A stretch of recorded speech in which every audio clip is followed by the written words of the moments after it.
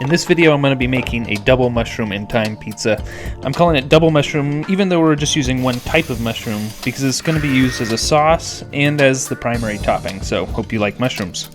I need to give credit to the book Pizza Camp by Joe Bedia. I got the recipe from there and then just modified it slightly.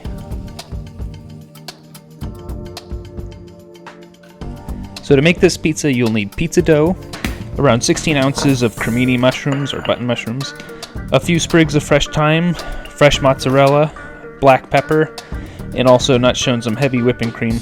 So first we're going to clean up our mushrooms, wipe them down with a paper towel or a cloth, and don't wash them with water since these porous little guys will absorb that water and can get a little soggy. Slice them thin, maybe 1/8 of an inch to 1/4 inch thick, and toss them into a frying pan. It'll take around 10 to 15 minutes for them to cook down and to darken, so cook on medium to low heat. When you're done, pull them off and let them cool down. And then we're going to take half of them and put them into a food processor and set the other half aside because you're going to use that as the topping. Now to make the sauce, you're going to add in some heavy whipping cream to the mushrooms. I just kind of eyeballed it, but if you're into measuring, it's around 1/4 cup.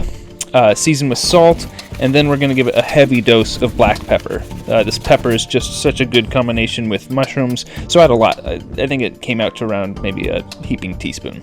Add in some olive oil, and then you're going to blend it in the food processor until it becomes a pretty smooth but chunky sauce.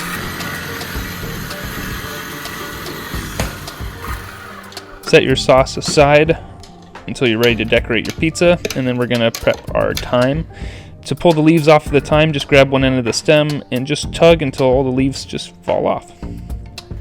So now all your toppings are ready and you can move on to your dough prep. I'm going to be doing a dough prep video in one of these next videos, so go ahead and subscribe to the channel now if you're not already subscribed, and you can get a notification when that video comes out. So as this decorating is happening in the background, I'll go ahead and give you a few tips on pizza decorating. I really like to do this on the peel, and I like to use a wood peel for when I'm decorating the pizza and a metal peel for when I'm cooking. I think doing it on the pizza peel helps just not have to transfer it once it's decorated, and if you have a thin crust in any spots or your sauce is too wet, it's just like a place where your pizza dough could take. And also you just have to use a lot less flour. And if I have this dough that has all this flour incorporated, I'm going to put uncooked, just raw flour on the outside of that. Then when you put that pizza into the oven, that flour is going to be the first thing that's going to burn. So not having a bunch of dry flour, even if it's semolina, on the bottom of your dough that's not incorporated into the dough is something that you should avoid if you can. So I think doing it on the pizza peel lets you use less flour when you're doing this whole process. So go ahead and decorate with all of the toppings. I like to add a little bit more fresh ground black pepper, and then of course you gotta hit it with the Parmesan cheese and a little drizzle of olive oil.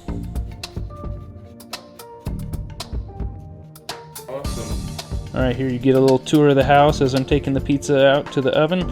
If anyone has any requests for ingredients they'd like to see in a pizza, any help videos that you want to just, if you're having trouble with your Ooni pizza oven or figuring out how to do some of these different steps, put a request in the comments, and I'd love to do some videos that will actually help people make better pizzas.